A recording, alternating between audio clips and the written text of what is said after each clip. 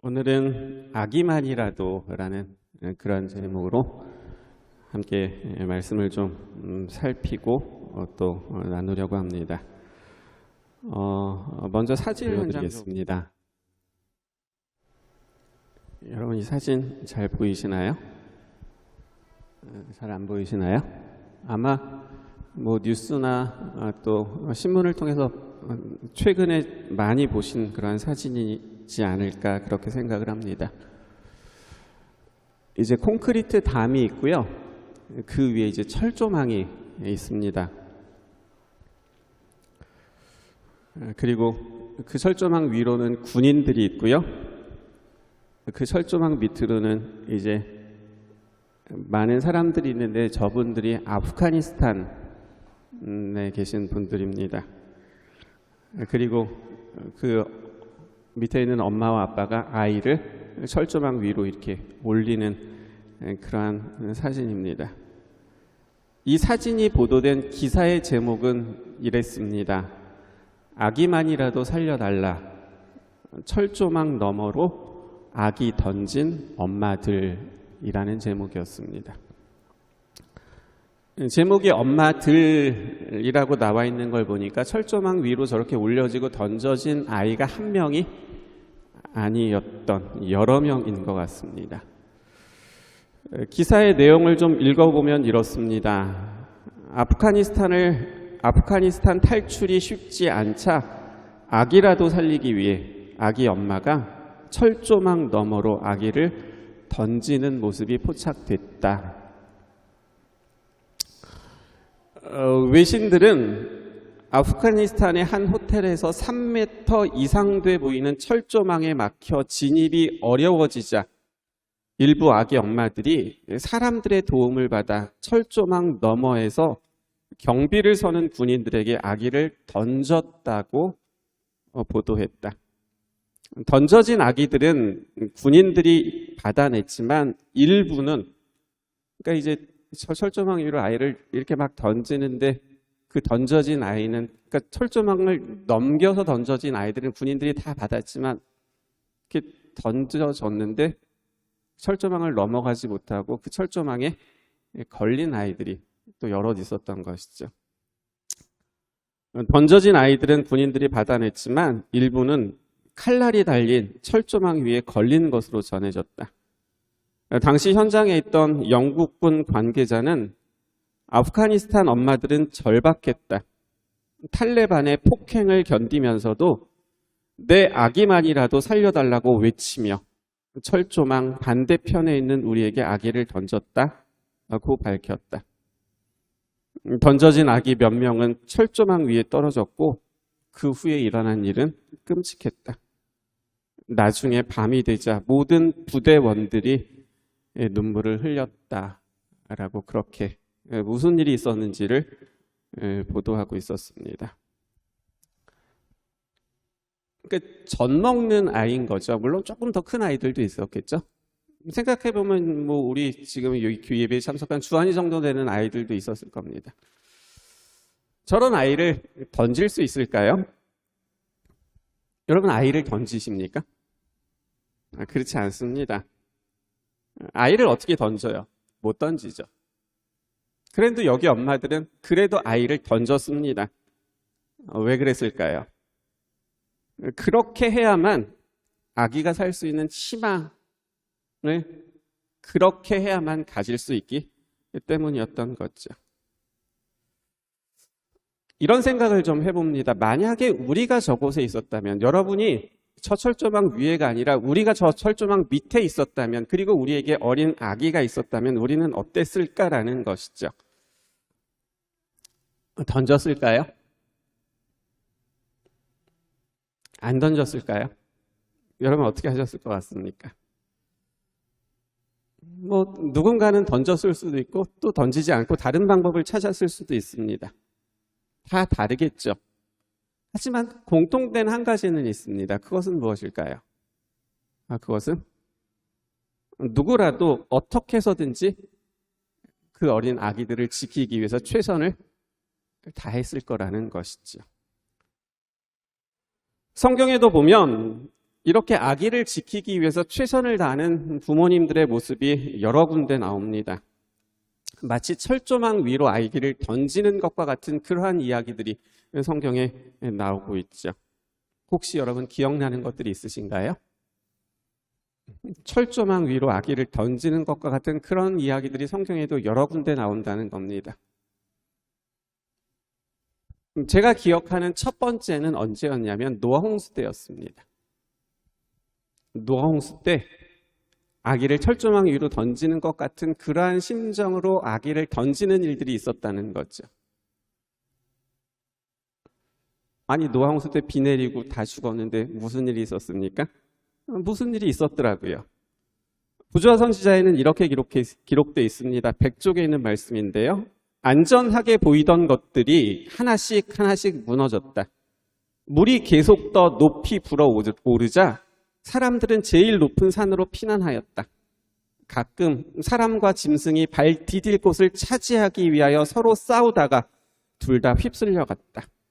그리고 이제 들어보세요. 이제 그런 일들이 있었던 때예요. 물이 차오르고, 그렇죠? 가장 높은 곳이 이제 점점점 줄어들고 있었던 그때였던 겁니다. 어떤 사람들은, 짐승들은 좀처럼 쉽게 죽지 않으며 불어오르는 물을 피하여 제일 높은 곳으로 올라가리라는 것을 알고 힘센 짐승들 위에 자신들의 자녀들을 붙들어 맸다라고 기록하고 있는 겁니다. 그러니까 가장 높은 곳, 가장 안전한 곳으로 먼저 갈 수 있는 것이 내가 아니라 어떤 다른 짐승들, 힘센 짐승들일 것이라고 생각을 하고는 그 짐승들 위에다가 자기 아이들을 묶은 겁니다. 원래는 짐승이 있으면 피하라고 하는 게 맞잖아요. 근데 그날은 피하는 것이 아니라 그 짐승을 찾은 겁니다. 그리고 그 짐승 위에다가 자기 아이들을 이렇게 묶은 거죠. 그리고는 그 짐승의 엉덩이를 한 대 세게 때렸겠죠. 제발 좀 가장 높은 곳으로, 가장 안전한 곳으로 가라고 그렇게 말을 했겠죠. 노아의 말을 듣지 않고 노아를 통하여 말씀하신 하나님의 말씀을 듣지 않고 방주 안으로 들어가는 것이 어리석은 일이라고 생각했던 사람들이지만, 그럼에도 불구하고 홍수가 나서 물이 차오르면서 자기 아이들이 죽게 되자 어떤 일을 했던 거예요? 그 짐승에라도 자기 아이를 묶어서 자기 아이만은 살기를 원하는 그런 일들이 그때 있었던 것이죠. 출애굽기에도 그런 이야기가 또 나옵니다. 뭐 창세기 했고 출애굽기 했고 레위기 민수기 계속 할 건 아니니까 너무 걱정은 안 하셔도 됩니다. 출애굽기에는 우리가 잘 아는 이야기가 나오죠. 누구 얘기예요? 모세 이야기입니다. 요게벳 이야기죠. 아이를 낳습니다. 근데 마침 아이를 낳았을 때 무슨 명령이 내려지냐면 아들을 낳으면 강에 던져버리라는 명령이 내려졌잖아요. 요게벳이 마침이란 말이 틀렸죠. 하필 그때 아이를 낳습니다. 그런데 그 아이를 던질 수 없잖아요. 어떻게 아이를 던져요? 아기를 낳더니 어이구 아들이네, 얼른 갖다 버려, 그렇게 말할 수 있는 사람이 누가 있습니까? 못합니다. 그래서 숨겨서 키우죠. 그런데 석 달이 지나자 더 이상 숨겨서 키울 수 없는 겁니다. 그래서 할 수 있는 최선이 갈대 상자를 만듭니다. 그리고 그 갈대 상자에 물이 스며들지 않도록 진흙을 칠합니다. 그리고는 이제 석 달밖에 되지 않은 아이를 그 갈대 상자 안에 넣습니다. 그리고는 강물 위에 올려놓게 되죠. 요게벳이 아이와 헤어질 수 있을까요? 헤어질 수 없습니다. 내가 죽어서라도 아이를 살릴 수 있다면 죽음을 선택했을 겁니다. 그런데 그것은 방법이 되지 못합니다. 이름도 짓지 못한 어린 아기를 지킬 수 있는 방법이 엄마인 요게벳에게 없는 거죠. 엄마로서 할 수 있는 최선은 갈대 상자를 만들고 그 갈대 상자에 물이 스며들지 않게 진흙을 칠하는 것뿐이었습니다. 몇 번 칠했을까요? 몇 번 칠했을까요? 작은 갈대 상자, 요 설교 단상 요거보다 크지 않았을 겁니다. 요 작은 상자에 진흙을 칠하는데 몇 번 칠했을까요? 뭐 100번, 200번 칠합니다. 그리고 물을 담아봐요. 흔들어 봅니다. 물이 새는지 안 새는지. 그리고 또 칠하고 또 칠하고 또 칠합니다. 아마 수천 번도 더 칠했을 겁니다.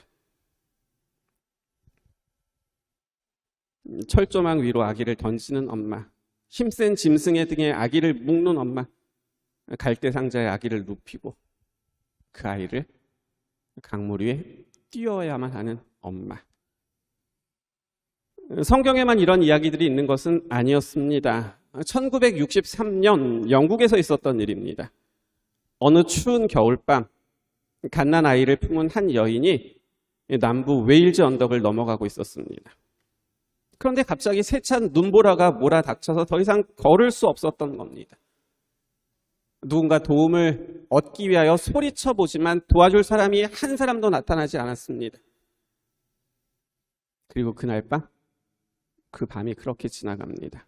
다음 날 한 농부가 건초더미를 짊어지고 그 눈이 쌓인 언덕길을 넘어가고 있다가 한 이상하게 생긴 눈더미를 발견하게 됩니다. 너무 이상한 거예요. 이 눈이 쌓이면 쌓여지는 형태들 있잖아요. 근데 이상한 거예요. 뭔가 사람 같은 모습이 생각이 드는 거죠. 눈더미를 헤치자 그 속에는 알몸으로 얼어 죽은 한 여자가 있었습니다. 근데 이상한 것은 알몸으로 죽어있는 그 여자가 벗은 옷을 자신의 가슴에 품고 있었던 겁니다. 이상해서 품고 있었던 그 옷을 이렇게 좀 헤쳐봤습니다. 그랬더니 그 속에는 숨을 아직 할깍할깍거리고 있는 어린아이가 있었습니다. 무슨 일이 있었는지를 생각할 수 있었던 거죠. 추위 속에서 자신의 옷을 하나씩 벗어 아이를 감싸고 그 엄마는 그 아이를 지키기 위해서 자신은 알몸으로 그날 밤에 죽었던 것입니다. 여러분, 그 아이가 큽니다. 그리고는 제1차 세계대전 중 전시내각을 이끌었고 베르사유 조약을 성사시킨 영국의 34대 로이드 조시 총리였다고 합니다. 그 아이가요. 다른 시대의 사람들입니다. 종교도 다 다르죠. 하지만 다르지 않은 것이 하나 있었습니다. 그것은 어떻게 해서라도 아기를 살리려는 엄마의 마음이었습니다. 그건 다를 수가 없는 것 같습니다. 그런 마음은 아마 이 자리에 앉아 계신 우리 모든 분들의 마음속에도 동일하게 있다고 생각을 합니다. 그건 다를 수가 없는 거죠. 그 마음만큼은요. 그런데요, 성경은요, 이런 엄마들의 일반적인 그 마음과 전혀 사뭇 다른 한 엄마의 이야기를 소개하고 있습니다. 오늘은 그 이야기를 좀 살펴보려고 합니다.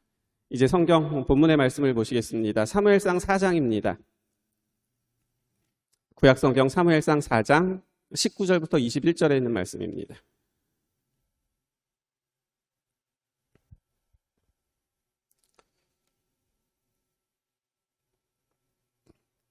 구약성경 사무엘상 4장 19절로 21절입니다.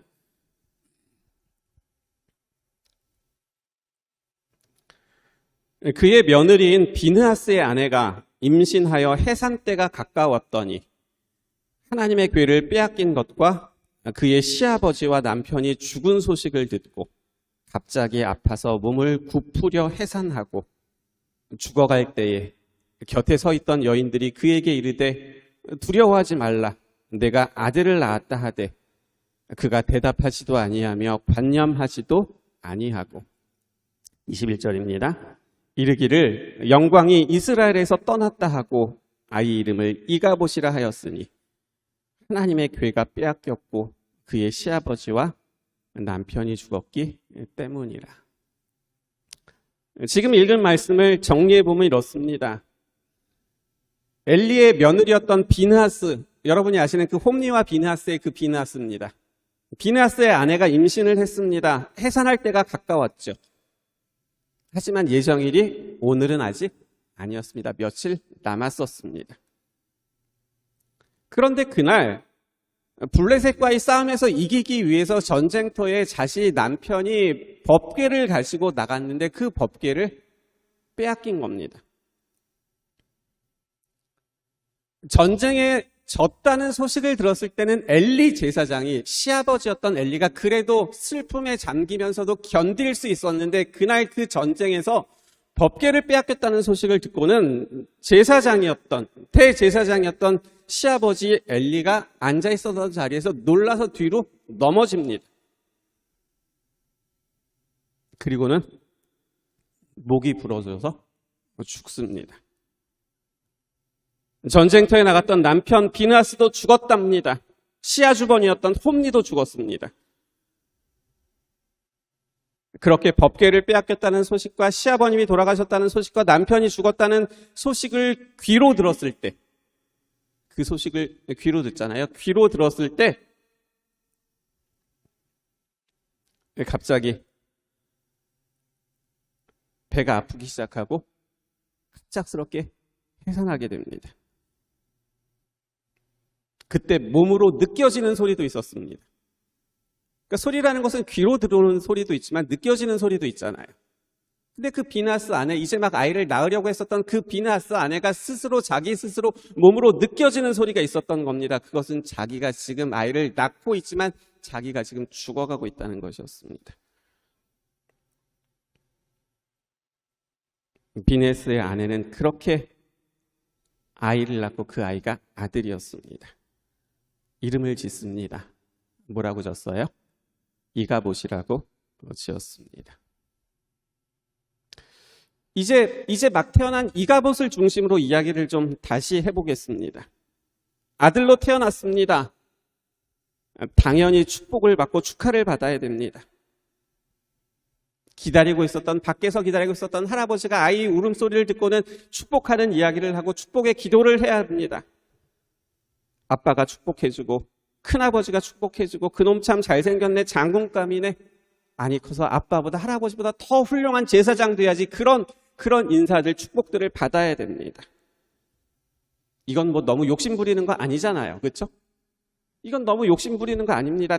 모든 태어난 아이들이 받는 축하고 축복입니다. 그런데 그날 이 아이 이가봇이 태어났을 때 할아버지가 죽습니다. 아버지가 죽습니다. 큰아버지가 죽습니다.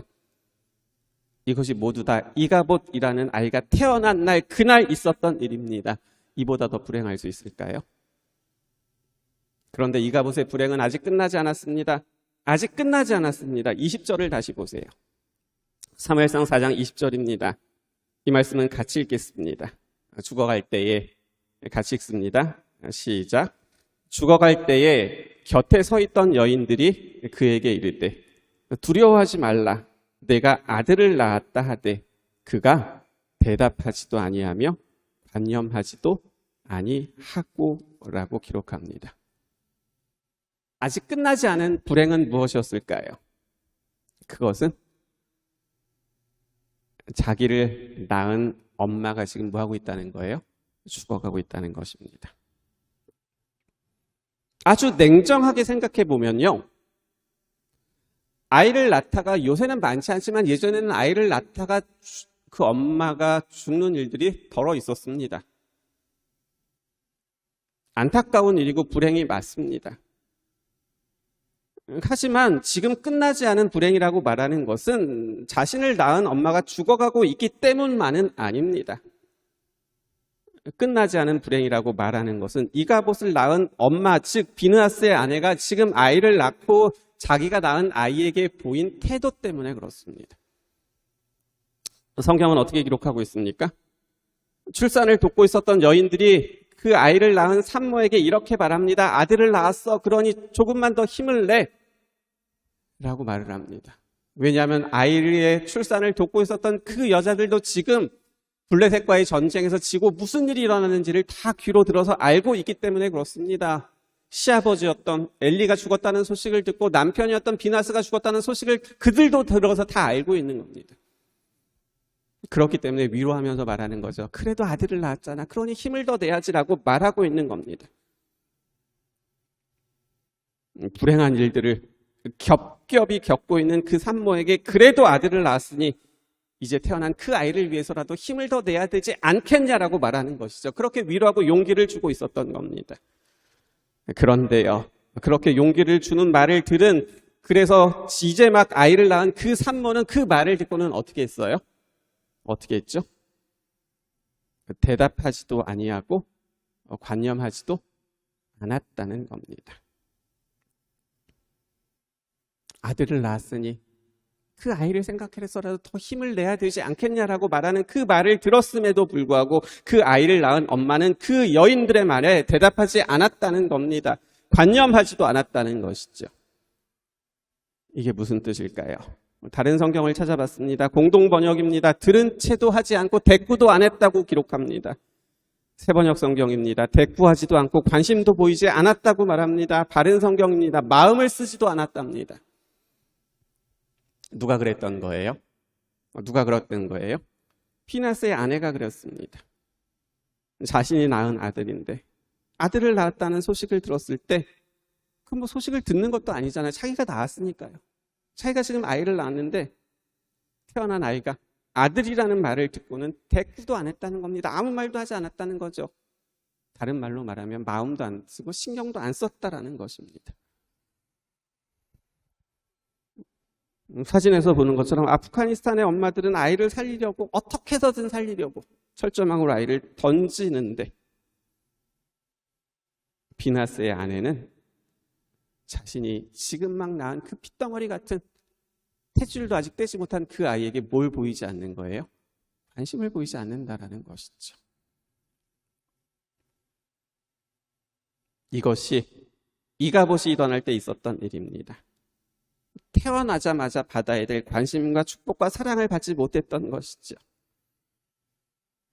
상식적으로 생각하면 이럴 수 없습니다.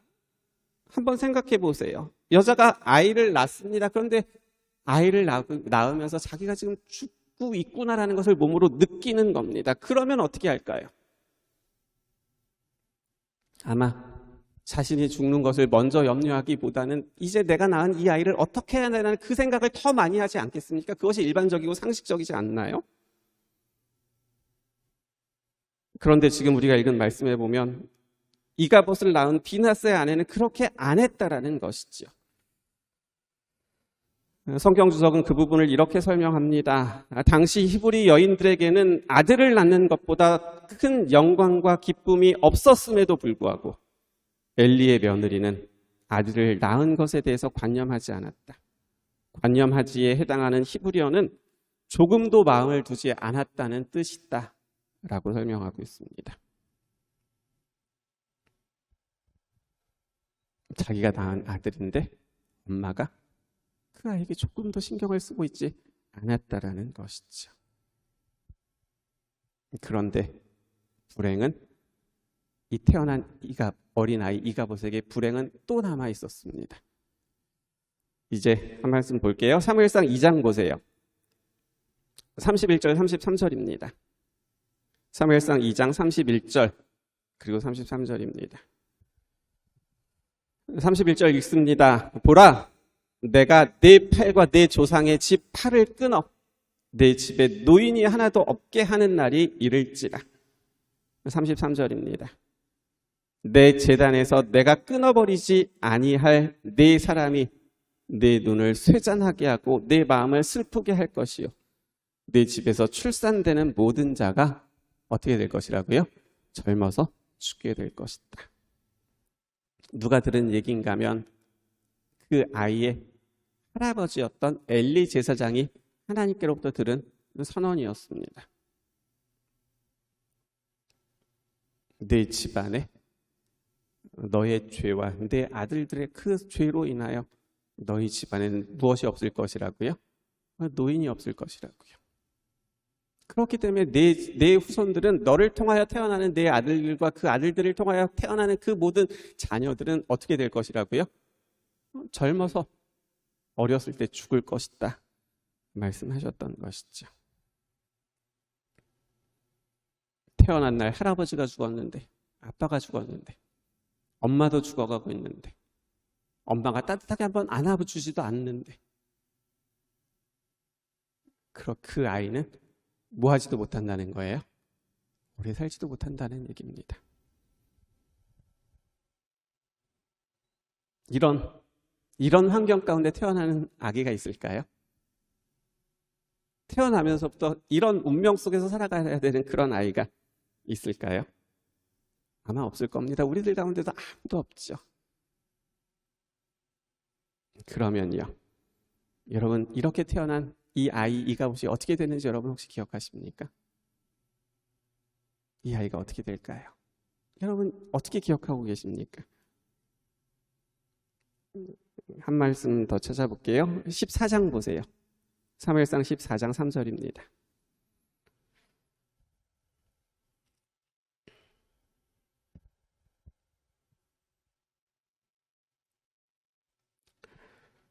사무엘상 14장 3절입니다. 아히야는 에봇을 입고 거기 있었으니 그는 이가봇의 형제 아히두베 아들이요 비느하스의 손자요 실로에서 여호와의 제사장이 되었던 엘리의 증손이었더라. 그렇게 기록하고 있습니다.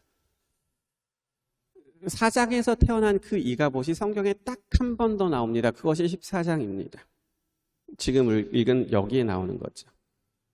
그런데 이 말씀이 중요하고 그래서 우리가 주목할 것은 이 14장이 어디에 나오냐면 8장 다음에 나온다는 것입니다. 그리고 이것이 아주 중요하다는 것이죠.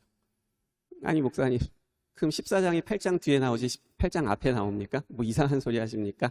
라고 생각할 수 있지만 이거 한번 보세요. 8장 1절 보세요. 8장 1절이요. 8장 1절입니다. 사무엘이 늙음에 그의 아들들을 이스라엘의 사사로 삼았다라고 기록하고 있습니다. 8장에 보면 1절 말씀은 사무엘이 뭐 했다는 거예요? 늙었다는 겁니다. 그래서 그의 아들들에게 사사의 직분을 넘겨줬다는 것이지요. 요새 말로 말하면 사무엘이 이제 뭐 할 때가 됐다는 거예요? 퇴직할 때, 정년 퇴직할 때가 됐다는 겁니다.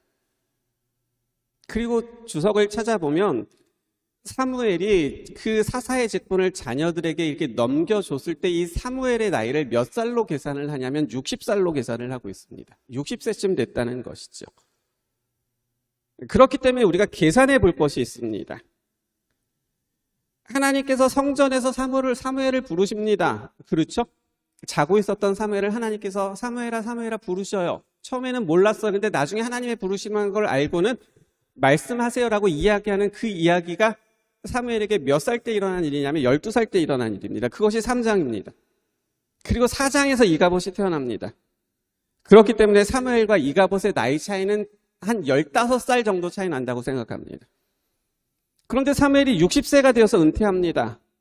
그러니 이가봇의 나이는 몇 살쯤 된 거예요? 8장에서 45세쯤 된 겁니다.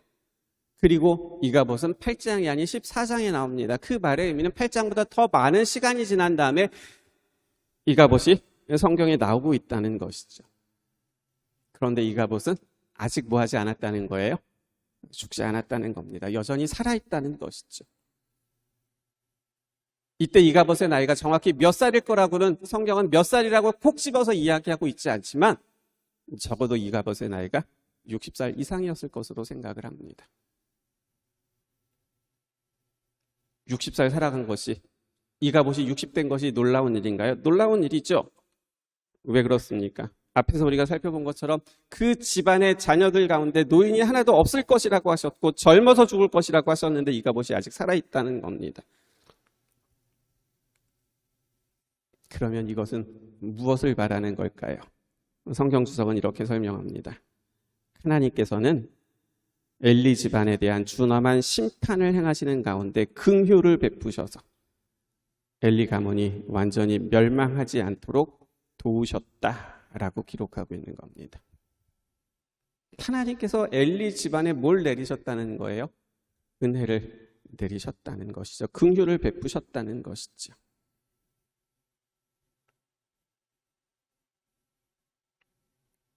그러면 하나님께서 왜 긍휼을 베푸셨을까요?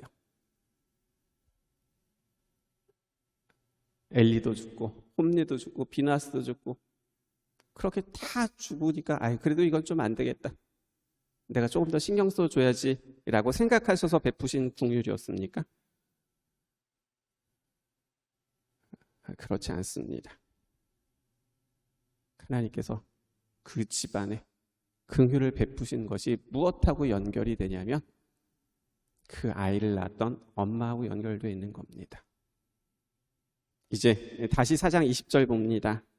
같이 읽겠습니다. 같이 읽으면서 중요한 단어 2개만 여러분 함께 찾아보시기 바랍니다. 4장 20절입니다. 4장 20절 죽어갈 때 같이 읽습니다. 시작. 죽어갈 때에 곁에 서 있던 여인들이 그에게 이르되 두려워하지 말라 내가 아들을 낳았다 하되 그가 대답하지도 아니하며 관념하지도 아니하고. 제가 말씀을 읽기 전에 2개의 단어를 좀 여러분 한번 찾아보십시오라고 말씀을 드렸습니다. 여러분의 눈에 띄는 2개의 단어는 어떤 단어입니까? 제가 찾은 것은 관념하지 아니하고 였습니다. 이 말은 조금도 마음을 두지 않았다는 뜻입니다. 누구의 마음이죠? 그 아이를 낳은 엄마의 마음입니다. 이제 아이를 막 낳은 핏덩어리 같은 그 아이를 품에 안고 있으면서도 엄마의 마음이 그 아이에게 조금도 가지 않았다라는 뜻인 거죠. 게다가 이 엄마는 죽어가고 있습니다. 아이의 아빠는 벌써 죽었습니다. 할아버지도 죽었습니다. 유일한 그러면 그 아이를 돌볼 수 있는 큰아버지도 죽었습니다. 그렇기 때문에 혼자 남겨진 정말 피투성이 같은 갓난 아이였습니다. 그런데도 비느하스의 아내는 그 불쌍한 아이에게 조금도 마음을 두지 않았다는 것이죠. 여러분 이게 상식적으로 이해가 가십니까? 그럴 수 없는 거잖아요.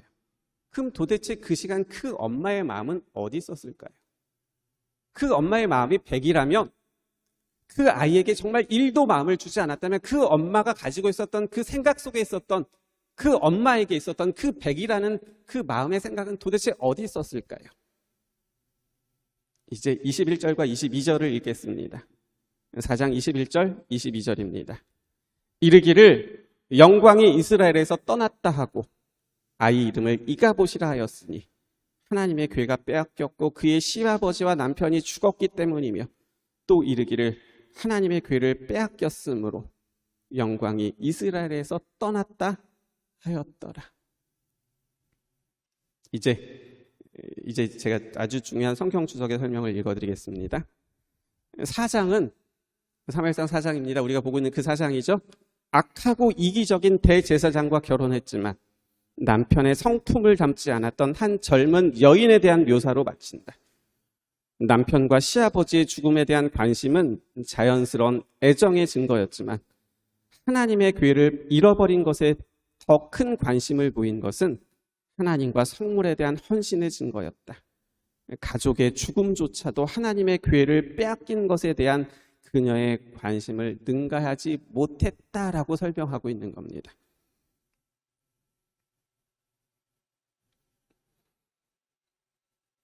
하나님의 성물에 대한 헌신의 증거였다. 가족의 죽음조차도 하나님의 괴를 빼앗긴 것에 대한 그녀의 관심을 능가하지 못했다라고 말하면서 그 시간 그 엄마가 가지고 있었던 그 마음이 어디에 있었는지를 설명해 주고 있는 것이죠. 놀랍게도요. 비느하스의 아내는 자신이 낳은 아들보다 하나님의 법궤를 잃어버린 것에 더 큰 관심을 보였습니다.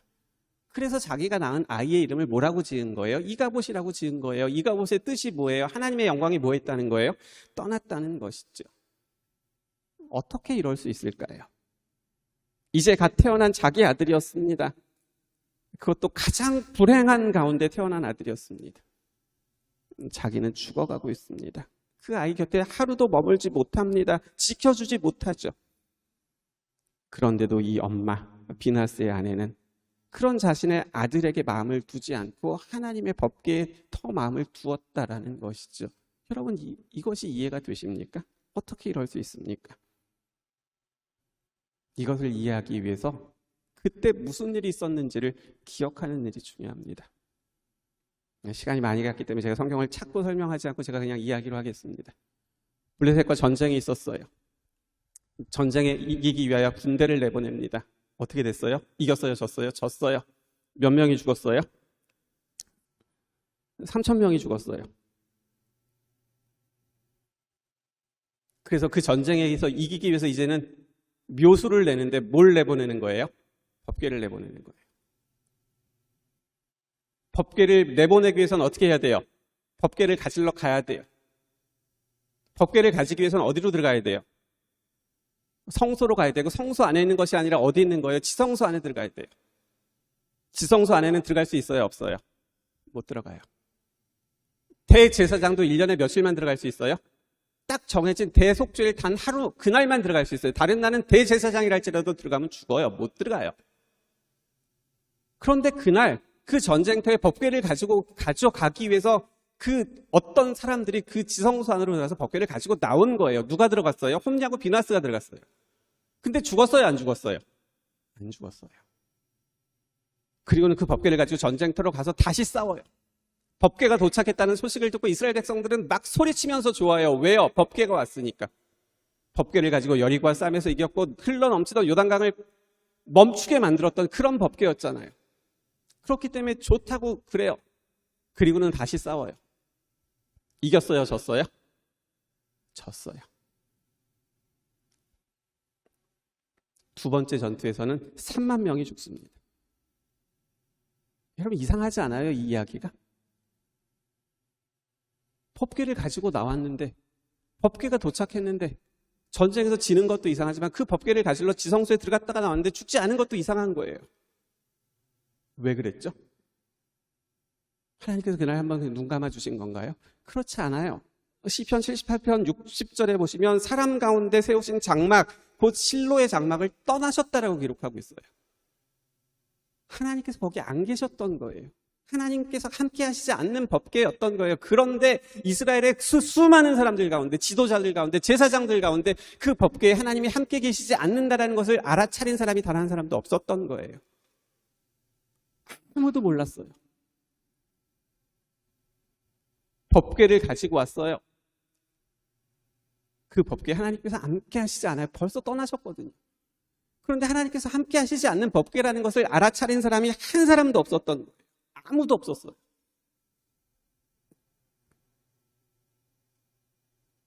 그런데 하나님께서 함께 하시지 않는 법궤라는 것을 알아차렸던 단 한 사람이 있었어요. 그 사람이 누구였어요? 비나스의 아내, 이가봇의 엄마였던 거예요. 그 여인만이 하나님이 자신들에게서 떠나가셨다는 사실을 그거를 깨달았고 알았던 거죠.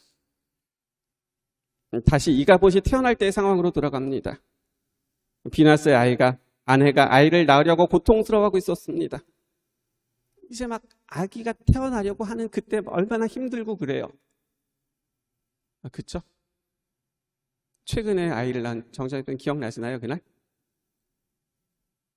아이를 낳기 전에 그때였던 거예요. 근데 막 소식이 와요. 시아버지가 돌아가셨다는 소식이에요. 소식이 와요. 남편이 죽었다는 소식이에요. 소식이 와요. 시아주버니 홈리 제사장이 죽었다는 소식이에요.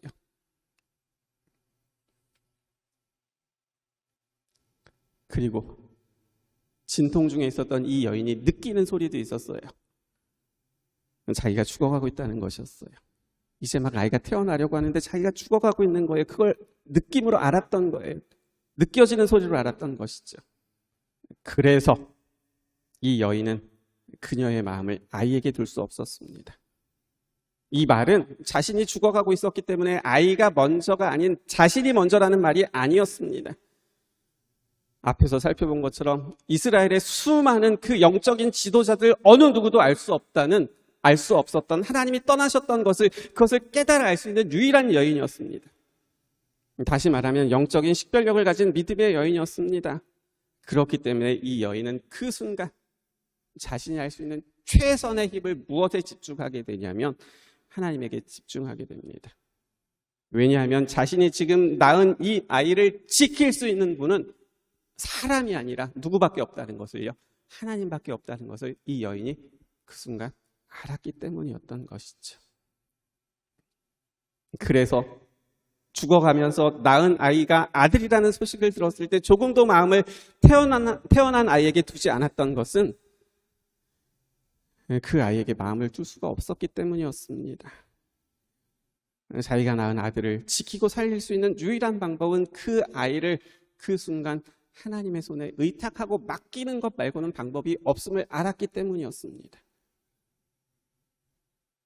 그래서 그 순간 비나스의 아내는 자기가 낳은 아이를 안고는 이 아이가 불쌍해서 어떡하나라고 그 아이를 위해서 우는 것이 아니라, 그렇게 마음을 사용하는 것이 아니라 자신이 사용할 수 있는 모든 마음을 그 순간 하나님께 그 아이를 의탁하는 기도를 드렸던 것이죠. 그리고 그 기도의 응답이 사무엘상 14장에 나타나는 이가봇이 몇 살을 더 살고 있는 거예요? 60을 넘어서 살아가고 있는 그 결과로 나타났던 것이고, 그 부분에 대해서 성경 수석은 설명하기를 하나님께서 그 가문의 그 엄마의 기도를 통하여 긍휼을 베푸셨다라고 설명하고 있었던 것이죠.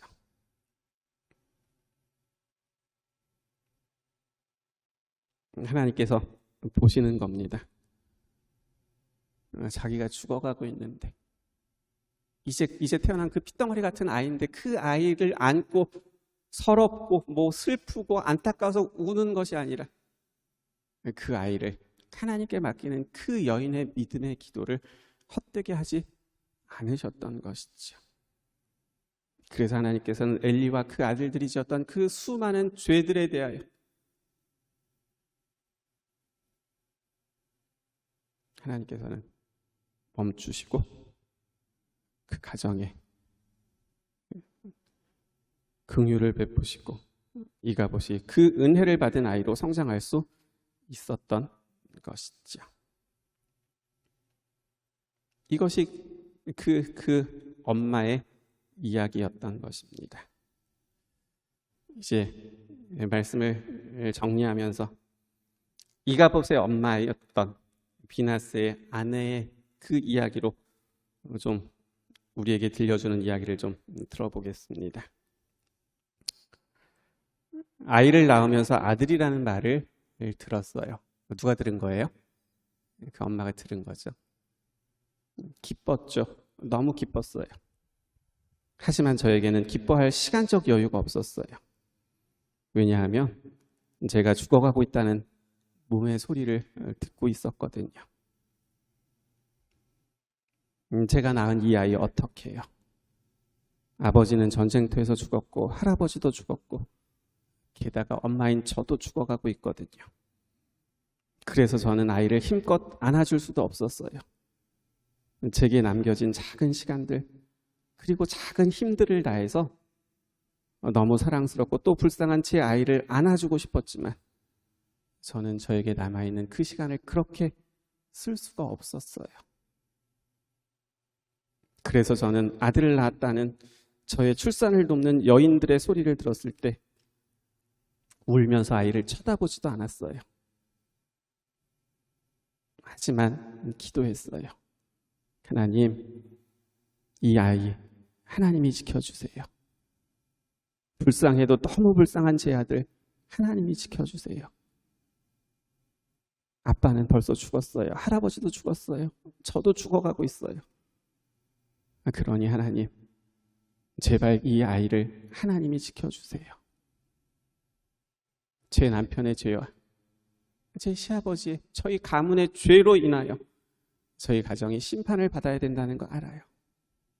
그래도 하나님, 그 심판이 불쌍한 이 아이에게만은 멈출 수 있도록 하나님 도와주세요. 저에게는 이렇게 기도하는 일이 더 중요했어요. 왜냐하면 제 아이를 지켜줄 사람은 아무도 없고 하나님만이 지켜주실 수 있으셨거든요. 그래서 저는 엄마를 찾아 울고 있는 그 불쌍한 내 아들과 눈도 마주치지 못하고 제대로 안아주지도 못했어요. 왜냐하면 그 아이를 보면 제 마음이 그 아이에게 다 가고 하나님께 기도 못할 것 같았어요. 울기만 할 것 같았어요. 그래서 저는 아이를 보지도 못하고 안지도 못하고 그 시간 기도했던 거예요. 그렇게 아이를 하나님께 맡기는 것만이 내 아이를 살릴 수 있는 유일한 방법이라는 것을 저는 출애굽기에 나오는 모세의 엄마 요게벳에서 배웠거든요. 저요? 아이를 꼭 안고 싶었죠. 미안하다고, 사랑한다고 그렇게 말하고 싶었습니다. 그런데 그게 제 아이를 지키는 방법이 아니었어요. 그래서 저는 성경에 기록된 대로 관념치 않았어요. 아마 제 출산을 돕고 있던 여인들조차도 저를 이상하게 봤을 거예요. 왜 안 그렇겠어요? 이상하게 보는 게 당연하죠. 하지만 저는 그렇게 할 수 없었어요. 말씀드린 대로 하나님께 집중하면서 기도하는 일이 그 아이를 살릴 유일한 방법임을 알았기 때문이에요. 아마 또다시 그런 상황이 저에게 주어진다면 저는 똑같이 관념치 않고 그 아이를 위해서 기도했을 거예요. 그것이 내 아이를 정말로 사랑하는 방법이기 때문에 그렇죠. 여러분들 가운데 저와 같은 상황에 있는 분들은 아무도 없을 거예요. 세상에 어느 누가 저와 같은 형편 가운데서 아이를, 그런 기막힌 상황 가운데서 아이를 낳을 수 있겠어요. 하지만 그럼에도 불구하고 제가 확실하게 드릴 수 있는 하나의 이야기가 있어요. 아무런 자격도 없는 저지만 한 말씀 드리고 싶어요. 여러분, 자녀를 지키고 싶으세요? 그러면 여러분이 먼저 하나님께 집중하세요. 여러분의 남편과 아내를 지키고 싶으세요? 그러면 여러분이 먼저 하나님께 집중하세요. 여러분의 시간과 모든 것을 다른 곳이 아닌 하나님께 집중하면서 그렇게 사용해 보세요. 그러면 제가 하나님의 긍휼을 경험하게 되었듯이 여러분도 그런 하나님의 은혜를 받게 되실 거예요. 저는 정말 그걸 믿어요. 이제 마지막 세 줄입니다. 철조망 너머로 아기를 던지는 안타까운 일들이 있다는 말을 들었어요. 저는 그 마음을 알아요. 하지만 저는 그 엄마들에게도 이렇게 말해주고 싶어요. 하나님께 먼저 집중해 보세요. 그러면 하나님께서 그 아이들을 책임져 주실 겁니다. 사랑하는 성도 여러분, 하나님께 집중했었던 이 여인의 마음을, 그 믿음을 우리 모두가 좀 이해할 수 있기를 간절히 원합니다. 그리고 우리도 그렇게 하나님께 집중함으로 하나님께서 우리의 자녀들을 지키시고 우리의 가정을 지켜주시는 은혜들을 받기에 부족함이 없는 우리 모두가 되시기를 간절히 바라면서 오늘 말씀을 마치겠습니다. 하나님, 아이를 낳았는데 아이를 낳은 엄마가 죽어가고 있는 겁니다. 내가 낳은 아이인데 내가 지킬 수가 없는 겁니다. 그 아이를 정말 1분 1초라도 더 얼마나 안고 마지막 끝까지 최선을 다해서 사랑해주고 싶었을까요? 그 마음이 그 엄마에게 분명히 있었습니다. 없었던 것이 아니죠. 없을 수가 없죠. 그런데 그것이 그 아이를 지키는 방법이 아니었습니다. 그래서 그 엄마는 하나님께 그 시간 자신이 사용할 수 있는 모든 것을 다해서 기도합니다. 그리고 그 기도는 하나님께서 듣지 않으실 수 없으셨던 거죠. 응답하지 않으실 수 없으셨던 거죠. 하나님께서는 그 아이를 바라보시고 그 아이를 볼 때마다 그렇게 기도했던 그 엄마를 떠올리시면서 그 아이를 지키실 수밖에 없으셨던 것이지요.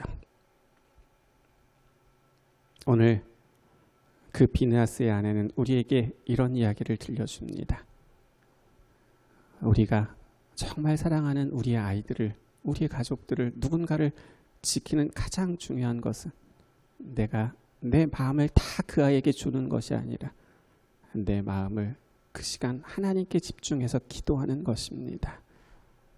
하나님, 이 말씀의 의미가 무엇인지 저희들 좀 이해할 수 있도록 도와주시고, 그래서 저희들도 하나님께 먼저 집중하면서 기도할 때 얻을 수 있는 은혜들을 나뿐 아니라 우리의 모든 아이들과 우리의 모든 가족들도 받을 수 있도록 하나님 도와주시옵소서. 마지막 시대를 살아갑니다. 얼마나 위태위태하게 보이는지 모릅니다.